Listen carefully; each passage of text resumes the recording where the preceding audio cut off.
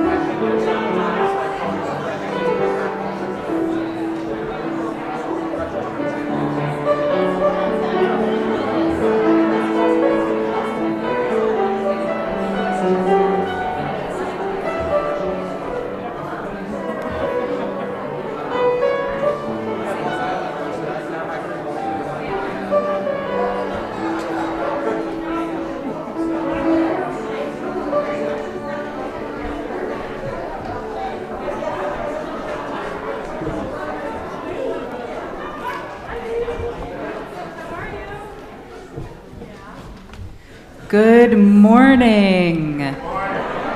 Welcome to First Parish Brewster. We are a Unitarian, Universalist, welcoming congregation of people of diverse philosophies and beliefs, people of various cultures and races, sexual orientations, gender identities, abilities, and socioeconomic backgrounds. Whoever you are, wherever you are on your path, may this be a place of rest and restoration on your journey. For those of you who may be first-time visitors this morning, welcome on this morning which we make sacred by our presence together. Let's join as well in greeting everyone on the virtual stream. We're glad that you are here. Our services are recorded and available on our YouTube channel midweek. I am the Reverend Bran Lennox, the lead minister here at First Parish Brewster, and I go by gender-neutral pronouns like they and them.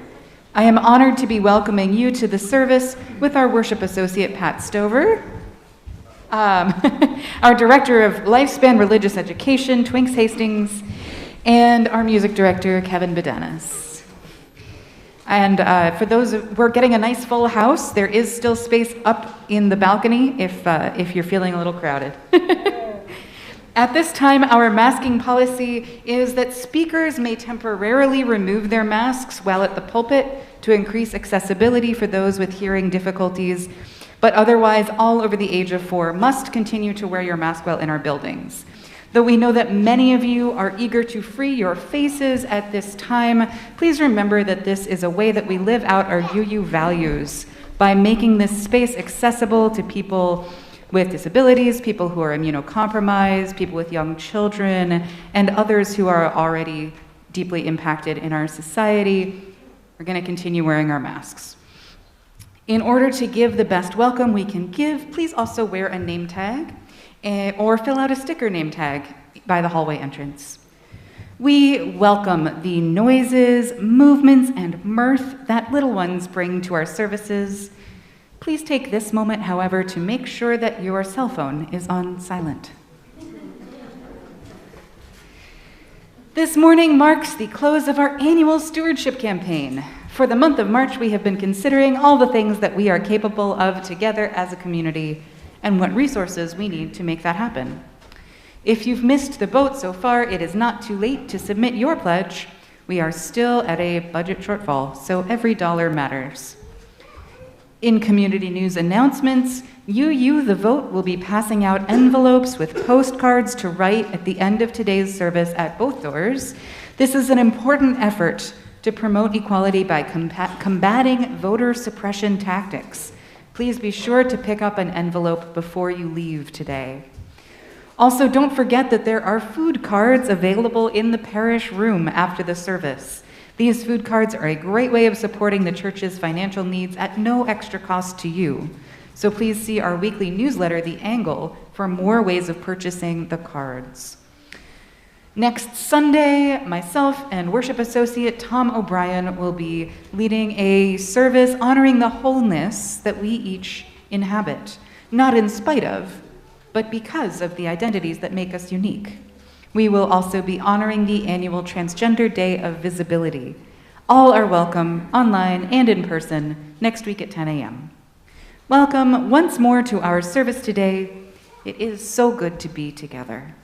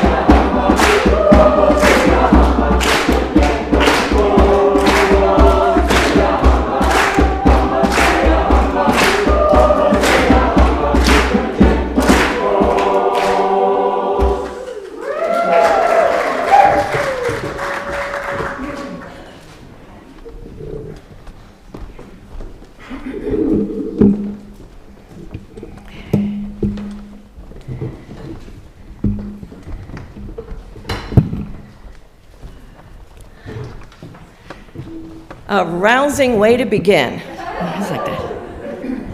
Today is the end of the formal Stewardship Pledge campaign, and this morning we are here to celebrate your generosity. Yeah, let's cheer for that.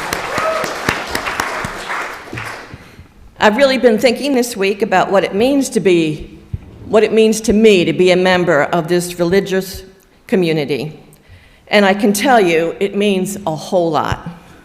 We are a group of people who hold liberal values in common and are inspired by our UU principles and purposes. We take care of each other, celebrate and grieve with each other, and at the same time, we're out there in the world acting on our values. In just this week's angle alone, you can see the good work that we are doing. We are contributing to a split plate today for that venerable liberal institution, the Southern Poverty Law Center. And that we contribute as a group, not just one individual. We do this every week for worthy organizations. We're getting out the vote for primaries that are happening in the South. We're supporting the NAACP. We're honoring the Transgender Day of Visibility with a special film screening. The Reparations Task Force, and just imagine, we actually have a Reparations Task Force, is working on installing a memorial stone pillar naming the enslaved people owned by members of this congregation. And as far as taking care of each other, there was a notice in the Angle this week that listening circles are coming to an end. These are circles run by the members of the Right Relations team for the last couple of months to help us deal with the grief we have been burdened with the pandemic and our minister's personal tragedy. And there was Nancy Burbrick's thanks for honoring her on her 101st birthday. And also in last week's service, we made time for joys and concerns. People came up and lit a candle and spoke out loud their sorrow or joy. How could we not be proud and grateful to be a member of this liberal religious community? My husband Bob and I joined our first UU church back in 1992. It was the Morristown Unitarian Fellowship in New Jersey. We were in our 40s and had just returned to the United States after spending 2 years living abroad for Bob's work. Our expat, we got back to this country, it felt like a new chapter was beginning. We had both been involved in liberal causes for many years. Bob's in anti-war work, me in women's lib. But at that point, we were realizing that we needed to move on to something bigger, that feminism and anti-war activism alone were not the answer to all the woes in the world. I knew about the UU Church because when I lived on Cape Cod the first time in my life, back in the 70s, the issue I was working on was passing the ERA in Massachusetts. We feminist activists were given speaker training by the League of Women Voters here on the Cape, that training taking place in the Barnstable UU Church. I think the possibilities of Unitarian Universalism lodged in the back of my mind, waiting until we were ready to take that step. We've moved twice since joining the New Jersey Church to North Carolina and then retired up here. And both moves were made infinitely easier because we knew we would find another UU church to join, another community of like-minded people who do good work in the world. I know we retirees to the Cape, and there are many of us, find such comfort in knowing we can find that instant community when we join a new UU church here. Do you realize how fortunate we are to be able to do this? With the lighting of the chalice, I honor you, members and friends of FPB-UU, for choosing to be pledging members of this precious UU community and for your continuing commitment to the health and well-being of this liberal religious congregation. Thank you. Please rise in body and or spirit and in your blue hymnal, number 1017, Building a New Way. We are building a new way. We are building a new way. We are building a new way, feeling stronger every day. We are building a new way. We are working to be free. We are working to be free. We are working to be free of hate and greed and jealousy. We are working to be free.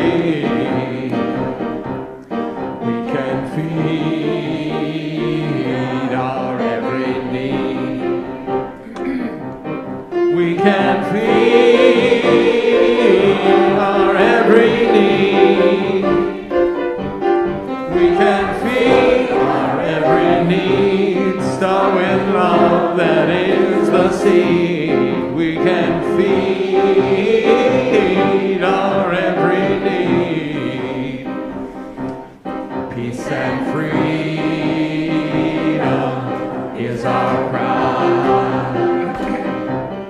Peace and freedom is our cry.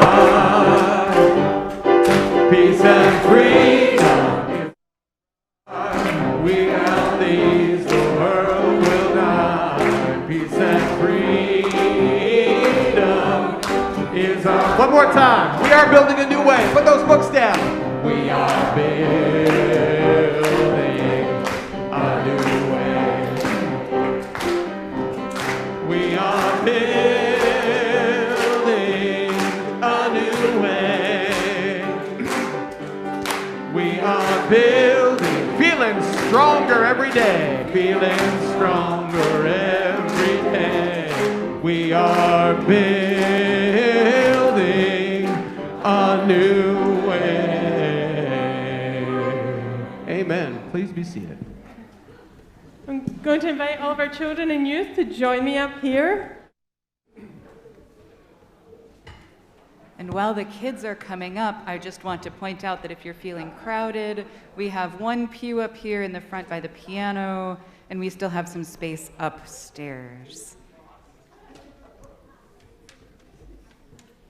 Hello, everybody.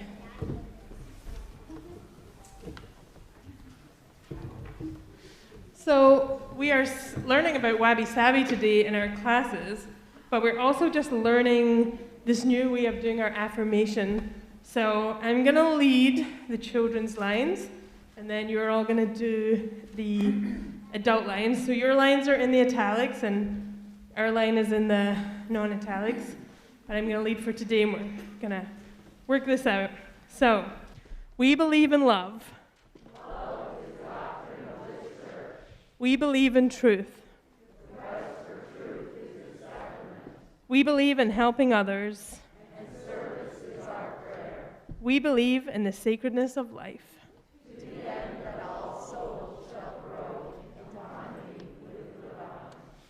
Awesome. So I'm going to tell you a story this morning about Jack the Pageant Donkey. And Jack the Pageant Donkey lives in Scotland. And much like whoever plays the pageant donkey here, Jack the Pageant Donkey from Scotland is very beloved, okay? Kind of the star role of the pageant. And Jack the Pageant Donkey is a real donkey. And the way this story goes, once upon a time, it was Christmas Eve, and this church in Scotland, much like our church here, had their pageant on Christmas Eve, and every year, whoever played Mary got to ride in on Jack the Pageant Donkey. And Jack was a very friendly donkey, and he rode down the center of the church, and everybody loved Jack. Everyone petted him. Jack loved to be at church. He got lots of carrots. He got lots of attention. Everyone fought to be Mary because they wanted to ride the donkey.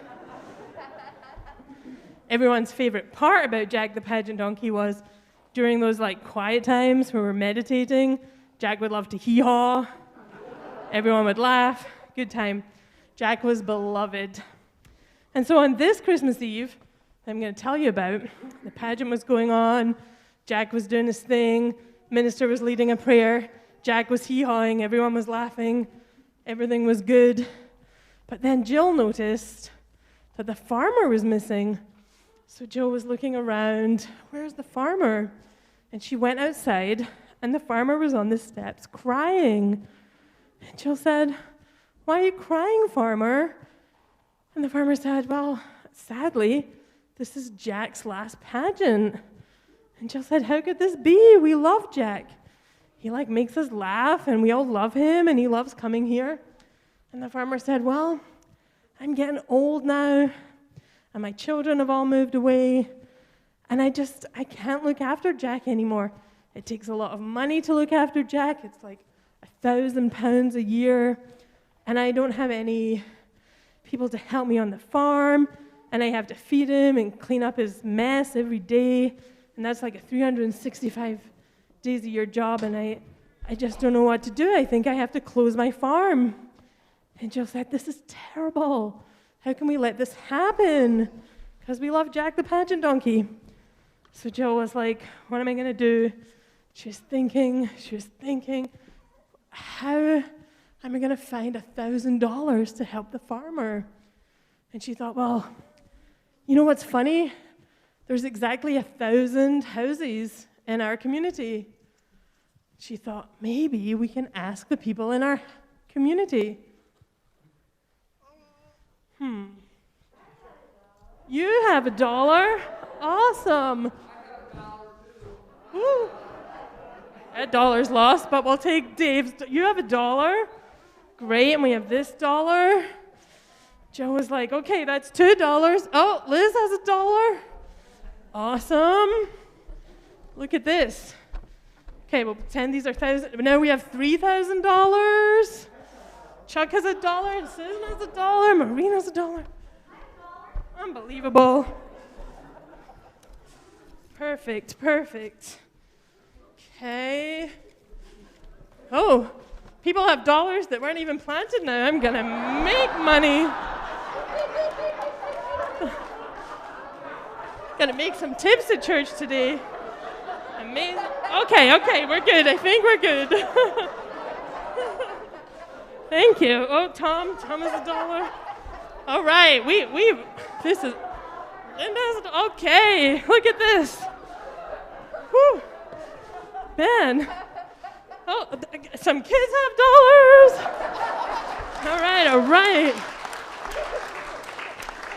So, Joe was like, that's amazing. We have such a generous community. And just like that, Joe said, farmer, in like 3 seconds, I found $1,000. And now you can look after Jack. And the farmer said, Joe, that's great. This is amazing. The generosity, I can't believe it. I can feed Jack. But unfortunately, money's just one side of it. I'm getting too old and too tired to look after Jack. And Jill said, well, all of the adults helped in our community, so let's think about this. I happen to know there's 365 kids in my school. And there's 365 days in the year. So if you all lived in Scotland, and Jill said, will you each feed Jack for 1 day? Would you sign up? You would? Yeah. Awesome. And just like our kids here, the kids in that school in that village in Scotland signed up. And so every kid took 1 day, and they each had a day looking after Jack. And so the farmer didn't need to close down his farm, and Jack the pageant donkey was able to keep coming to the pageant. And what they found out was, once the kids were helping with the donkey, and once people had invested their $1, more people heard about Jack. And the local builders helped build a new field, a new stable and a new field for Jack. And they helped to keep the cows on the farm. And then the farmer gave milk to the community, and they made butter, and they sold butter. And then they were able to raise more money for the farm. And the farm became a community farm. And so stewardship, that's kind of what we're talking about today, is definitely in part money. And we saw how quickly that happened for the donkey, so now I'm thinking we need a donkey for the pageant, just saying. But it's also about how we care for each other. And when we come together, just like this community, help Jack the donkey stay as the pageant donkey, but they helped the farmer stay on his farm, and then the farm was able to provide food for the community. That's what real stewardship looks like. And so that's the end of our story, but we do, thank you. We have some seeds, and we're going to have our children hand them out to everyone. Do you want to take a big handful and start handing them out? And I think Lisa's going to play us some music whilst we do this. Yeah, to everyone in the pews. Just grab a handful. Do you want to go hand these out to everybody in the pews?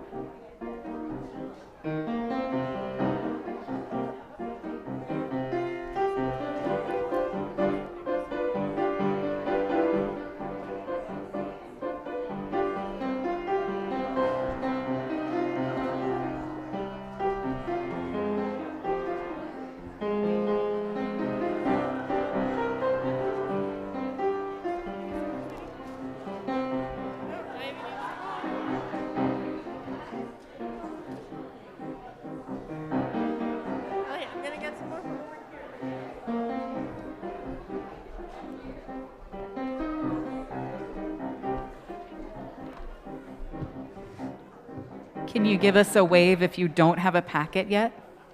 Give us a wave. You can keep playing if you want. Oh, we need a volunteer to go upstairs and help give seeds upstairs. Zoe, you're going to run upstairs? Okay, good. Zoe and Olive, you can run upstairs to the balcony. Awesome.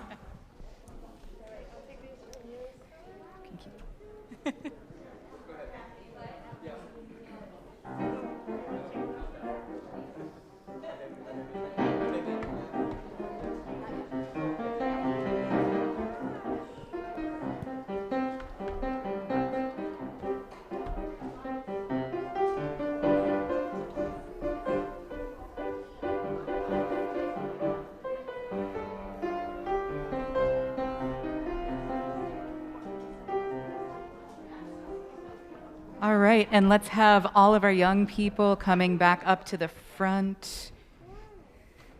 I can take one of those. Can I have one? All right, we'll get there.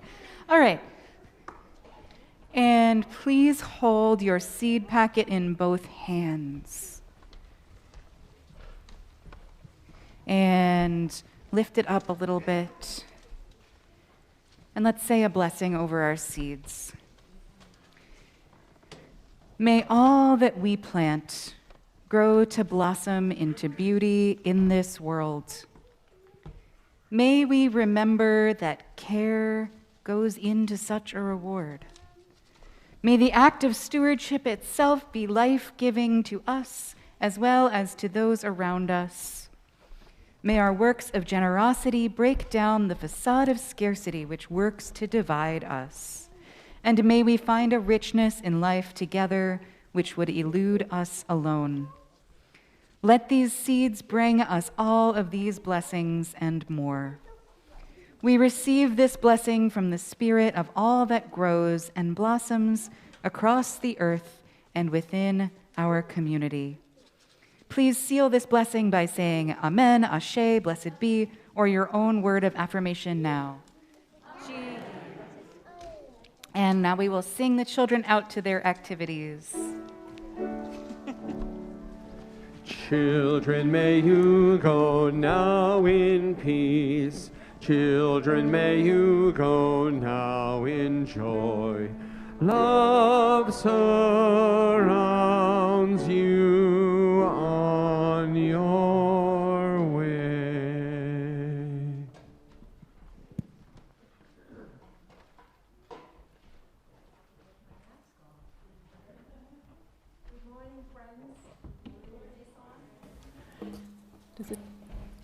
Tell me if you can hear me. My name is Kathy Budreski. I have been a member at First Parish Brewster for about 15 years. When I was asked to give a talk this morning on stewardship, I was taken aback. My immediate reaction was, stewardship? What do I know about that? I learned today, didn't I? If you had asked me to talk about writing your memoir or end-of-life issues, I would have said, sure, no problem. But with stewardship, my brain got a little blurry. Where to start? Well, I thought of when I was a little girl, 5 years old, and every Sunday, my 3 siblings and I would get in the beach wagon and go to church, go to Mass with my parents. And on the way, my father would reach in his pocket and give us some change. I, being the youngest, only got a nickel. However, he said, do not lose it. The church needs it. So on this particular day, we're riding to church and went around a corner. Next thing I knew, the door flew open and I fell out of the car. My father immediately stopped the car, jumped out, picked me up, and I had a bloody knee and an abrasion on my shoulder, but I had my nickel in my hand, right here. So, we didn't go to church that day. We went home and got first aid. But about 5 years later, we were about to move from that house to a different house, and my father lifted me up, and he said, feel on top of the door jamb. See if you can find something. So I'm like this. Sure enough, there was the dusty nickel. And I think the moral of the story, and the reason I tell it is, even a 5-year-old knows the value of stewardship and doesn't want to lose it, wants to put it in the poor box. Anyway, back to stewardship, adult stewardship. First off, I decided to look up a definition of stewardship. Whenever I gave a speech in debate class, they always said, look it up first. What I liked and felt most comfortable with in Wikipedia was the definition, and I'll quote, "Stewardship is based on the idea that all we have comes from God. In order to thank God for our blessings, we must give back a portion of our time, talent, and treasure that God has blessed us with." Now, in the Unitarian tradition, some people may feel more comfortable changing the word God to a more secular, the universe, life source, whatever. Stewardship is not only a program, it's also an attitude, a way of life. No matter what we call it, the idea of giving back a portion of our time, talent, and treasures is a way of life that we can emulate. I first came to this church right after the World Trade Center bombings in 9/11. Like everyone else, I was desperately looking for spiritual support, and this was the only church that offered it immediately. I came to a beautiful midweek evening service that included celebrants of mixed faiths on the altar, including, as I remember, an Inman, a Buddhist monk, a Protestant minister, as well as our own UU minister. Was anybody at that service by any chance? Aha, wasn't it beautiful? It really spoke to me. It was moving, it soothed my broken heart. It was sacred, timely, and relevant. I picked up a pamphlet in the pew on my way out that listed all the different ministries and groups in this church. When I got home, I read it, and I was very impressed at all the different things they offered here at this church. At that time, I was getting a lot disillusioned with the Catholic Church, and I was looking for something. Eventually, after attending on and off for a few years, I joined and have been happy here ever since. My involvement with small group ministry, end-of-life programs, bereavement support, caring committee have all been most satisfactory and most enriching. I found that this church gives back big time. One of the greatest gifts I received personally from this church was the mega support that I got after several medical hospitalizations and situations. I never thanked everybody individually, but I was deeply grateful for this community, for all the cards, notes, calls, and offers you gave me. So I'll say thank you now. I am proud that FPB is officially a green sanctuary. Imagine if all the churches did this. What a gift to the environment it would be. Getting back to the 3 T's, stewardship takes time, talent, and treasure to maintain our beautiful church and carry on our mission. It takes money to maintain the grounds and buildings, pay staff salaries, and implement new programs like the solar program that we have.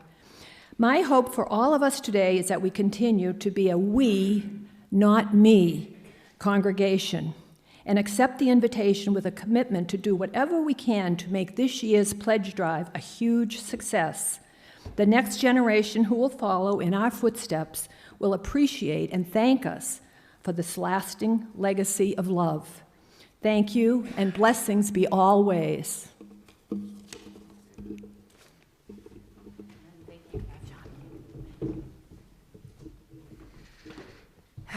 Thank you, Kathy, and I'll invite you all to join me now in the spirit of prayer. With the energy of love for this community, I'll ask you to participate in the prayer today. I'll say a line, and then I'll ask you to respond. And the response is in your order of service, but it's really simple. It says, "Abundance is all around us." Let's practice that now. Abundance is all around us. Wonderful. What is abundance? What do we call riches and bounty? Abundance is all around us. That we are alive is priceless. That we are loved is beyond worth. Abundance is all around us. that we love others in turn fills our souls. Abundance is all around us. The gifts of spirit that our sacred source provides freely and without need of recompense. Abundance is all around us. The friends and family surrounding us, our belongings, our shelter, all are forms of abundance. Abundance is all around us. The seasons and the tides forever circling, sun rises and sun sets, the blessings of another day. Abundance is all around us.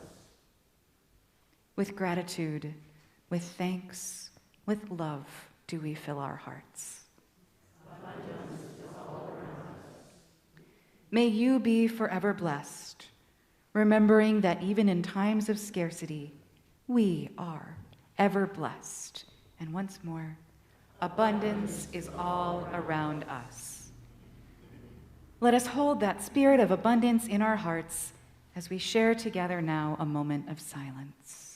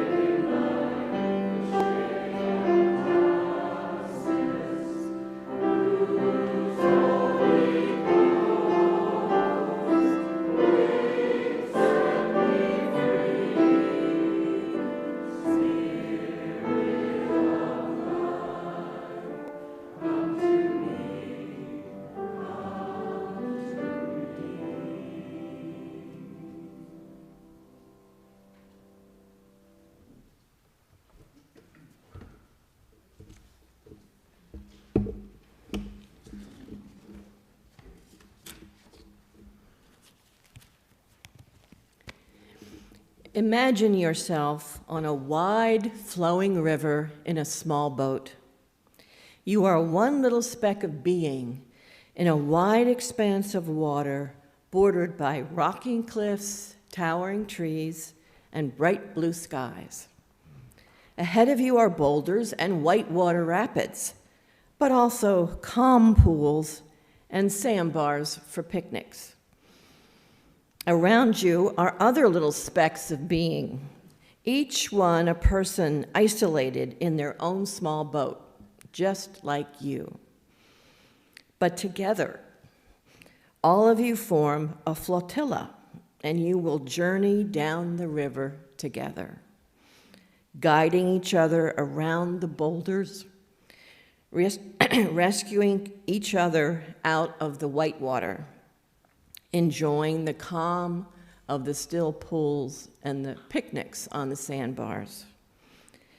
May your journey through life be the same, surrounded by friends and loved ones who will sustain you through the hard times and rejoice with you in the good times until you reach the shore.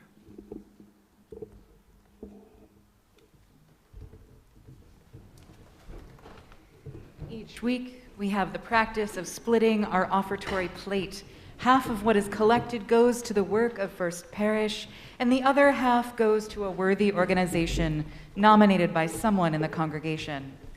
Today, our split plate goes to the Southern Poverty Law Center that is a catalyst for racial justice in the South and beyond.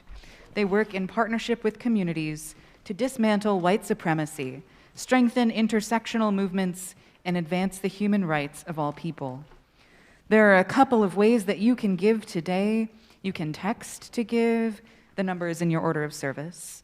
You can put a check or cash in the offertory basket. Or for those who are streaming in, you can donate on our website. However you choose to give today, your generosity is appreciated.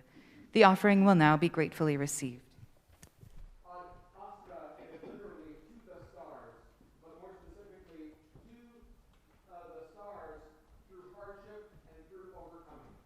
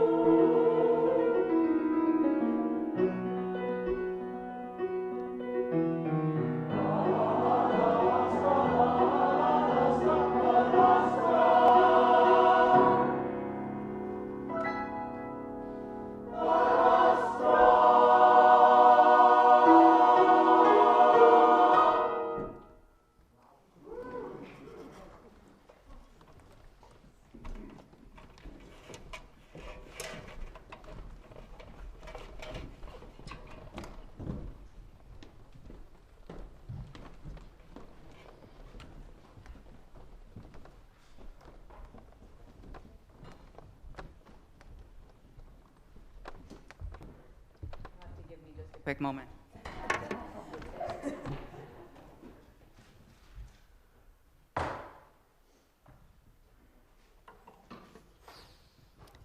Thank you. So I am very fortunate in my life to be surrounded by friends who constantly amaze me as they teach me what a community can do and can be. Now, 2 years ago, when the pandemic rushed in and we suddenly became painfully aware of the many holes in our local and national infrastructure, people rose to the challenge in a variety of ways. Some people dutifully went into shelter in place and maintained restrictions in hopes of flattening the curve. Church leaders pivoted to offer services and supportive activities online. And church members supported this online work with their attendance and by continuing to donate, making the radical statement that this community is no less valuable, even when we are not sharing physical space together. And it's tempting now to go down a tangent of frustration about all of the failings, both on an individual and a national level, that turned this virus into the mind-boggling tragedy that it has become. However, as Mr. Fred Rogers instructed, today we are going to look for the helpers. And I have to say that as much as I have valued each and every person who has done their part through masking and through distancing, 2 stories from within my own circles have really stood out to me and stuck in my mind. One happened up in Boston, led by a group of people that I used to share social space with. This group was often referred to as the fire spinning community, and it's exactly what it sounds like. It's a group of weird people who spend their time performatively twirling objects that are on fire.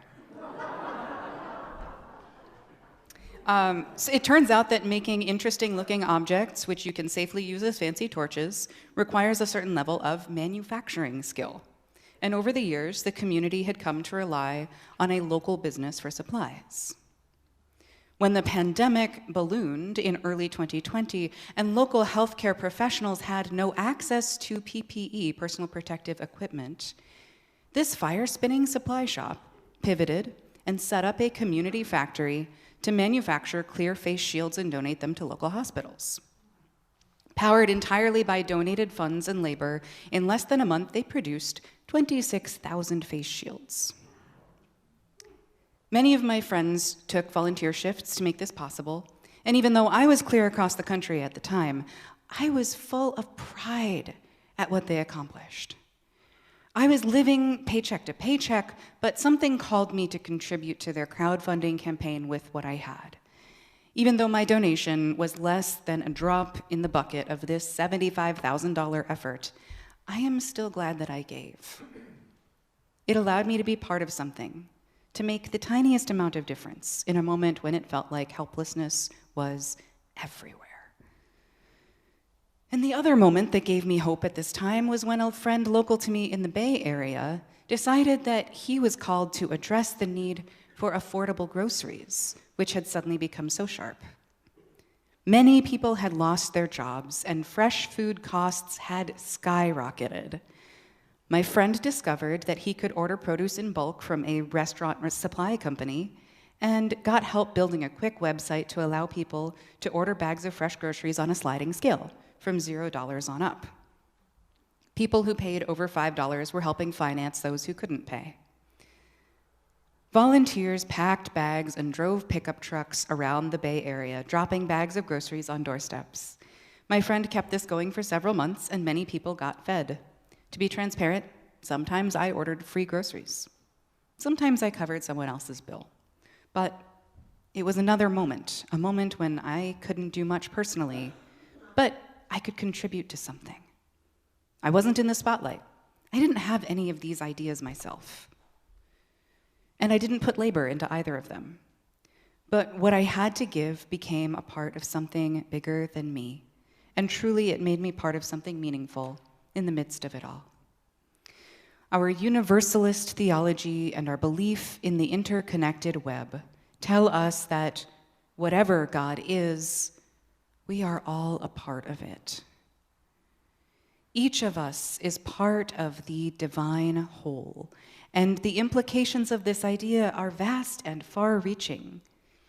In a famous quote from the Gospel of Matthew, Jesus says, "Whatever you did for one of the least of these brethren of mine, you did unto me." If we apply a universalist logic to this idea, whatever we do to each other, we do to God. And whatever we do to God, we do to the whole web, each and every one of us. To me, this is a good logical proof for the universalist tenet that no one goes to hell, because where one of us goes, we are all going. We are inextricably connected. And in this inextricable connection, at times we might find ourselves agonizingly out of relationship. What does it mean to be out of relationship when we're part of one giant unit? Well, have you ever had trouble making up your mind about something?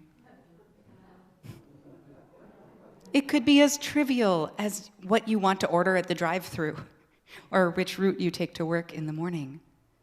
Yes, disagreements happen even when we are alone. Sometimes we make pro and con lists. Sometimes we ask others for advice. Sometimes we throw it all to the winds and just pick something at random. After all, to move forward, a decision has to be made. But they're not always as simple as the examples that I gave above. Sometimes we have to make a riskier decision with a much deeper impact. And frequently, those types of decisions leave us with questions, reservations, or even regrets, sometimes for years. Regret could be defined as the act of looking back at a decision and thinking, "I told you so. We shouldn't have done that." So when you regret an action, when you look back and find yourself fundamentally in conflict with yourself, what do? You can't divorce yourself. You can't move out of your own roommate situation. It's permanent. But if you stay in inner conflict forever, you can end up pretty seriously traumatized. So what can heal us in moments like that one? The only answer that's ever worked for me is radical, intentional self-compassion. Being gentle with myself until true forgiveness can happen. Our universalist theology tells us that being in good relationship with the community is equally as important as being in relationship with ourselves. That equality goes both ways. If one of us is in hell, we are all going. Where there is brokenness, radical compassion is what's going to repair us. And compassion doesn't mean holding things back when there's conflict. We have to be honest, present, accountable, and we have to help there be enough resources to create an environment that's conducive to healing. I have a theology of scale that says that dynamics of relationship are similar no matter how large or small the community is we're looking at. The whole world, one person. But there's also a sociological reality that there is a scale upon which each of us has the most power to make a difference. And for most people, that size is around 200 to 500 people that we are actively able to care about. Congregation size, incidentally. To contribute to the world, contribute to the community. To make peace in the community, make peace in the self. It echoes along every scale, backwards and forwards. Most days, the most important thing any of us can do is put whatever resources we have into a gathering like this one. A manageable but committed amount of energy from a few dozen people fed a few hundred people in 2020. A manageable but committed amount of energy from everyone here has added up to create the congregation that we've been hearing about from members like Kathy, like Pat, all month. A place where we find purpose through music. a place where people find help when they need it, a place where catalyzing justice is possible, a place where children and elders can grow their souls side by side. Listen, we all know money is made up. Like time, like gender, money is a construct. And our lived experience of it is real because we live in a socially constructed day-to-day reality. So, while it's a lot more pleasant to talk about it in vague terms as energy, the fact is that the energy we put into things more often than not takes the form of money. And you may not be in agreement with me on this one, but I'm not a big fan of capitalism as a model for society. I do tend to see it as the source of a lot of harm in the world because it is not nearly so fair or equal as we want to pretend it to be.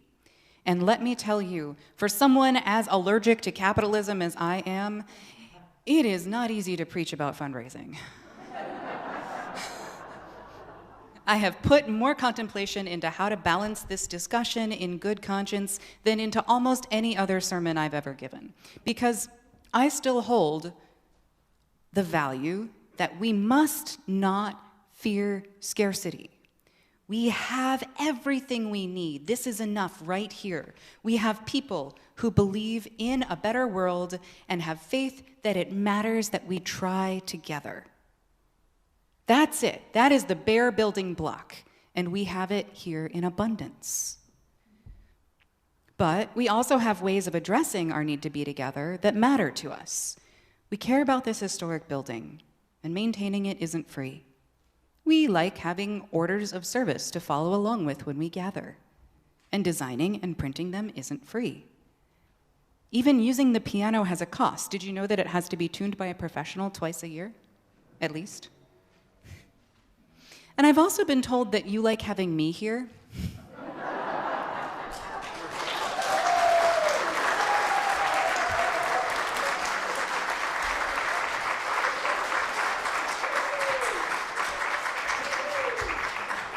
So that appreciation means a lot to me, and I wish I could live on it.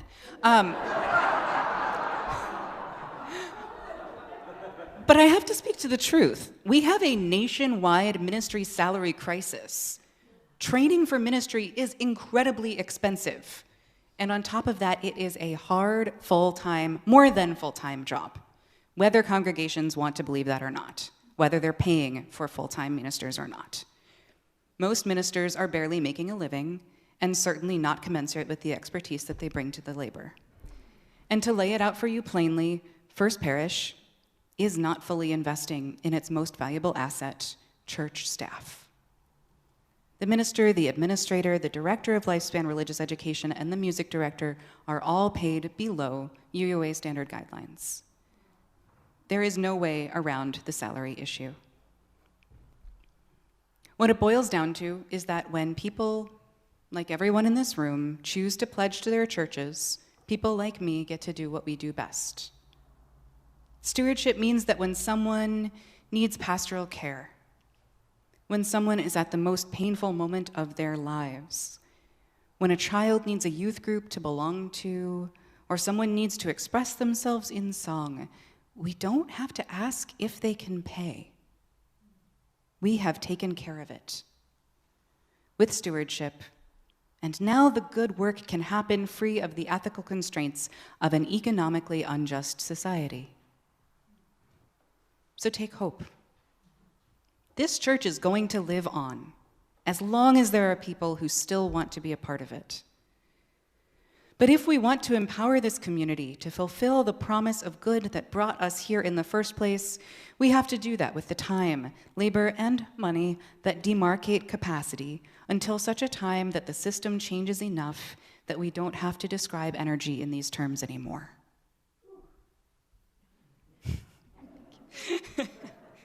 When we commit our energy to something greater than our individual self, then we get to experience the beautiful reward when, together, we accomplish what we could not do alone. It takes so little to become part of this continuum of meaning. And yet, we have to come back again and again and again to remain in relationship. The Stewardship Campaign has ended, but the rest of the year is going to be full of moments when you have the chance to commit your energy to this great interconnected whole. Take those chances every time you possibly can, and you will be surprised at what blooms within and around you. We will each find ourselves in this relationship of giving and receiving, and something that we might not even have known was empty will be filled in each and every one of our lives. And it is my deepest prayer that we make it so. Amen. Please rise in body and or spirit, and we sing together number 1028 in the blue hymnal, The Fire of Commitment.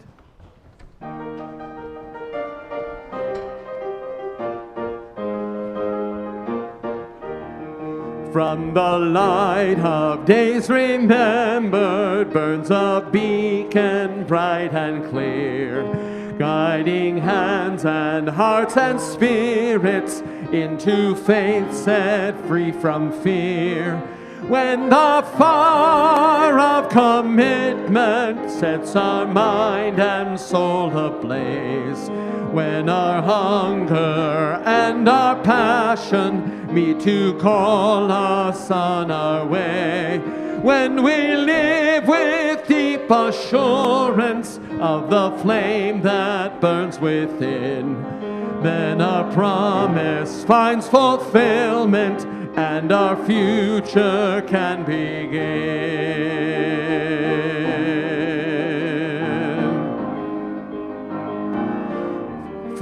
From the stories of a living rings a song both brave and free, calling pilgrims still to witness to the life of liberty. When the fire of commitment sets our mind and soul ablaze, when our hunger and our passion meet to call us on our way, when we live with deep assurance of the flame that burns within, then our promise finds fulfillment and our future can begin.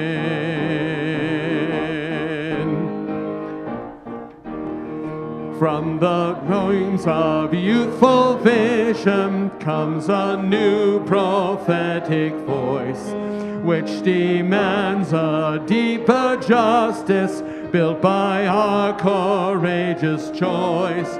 When the fire of commitment sets our mind and soul ablaze, when our hunger and our passion meet to call us on our way, when we live with deep assurance of the flame that burns within, then our promise finds fulfillment and the future can begin.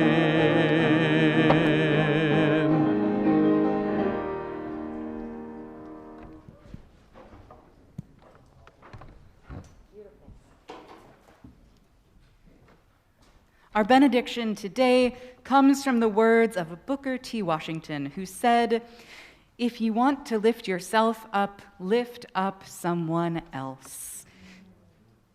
Go now and accomplish together what you cannot do alone. Go in peace and take a flower on the way out, but leave the vase.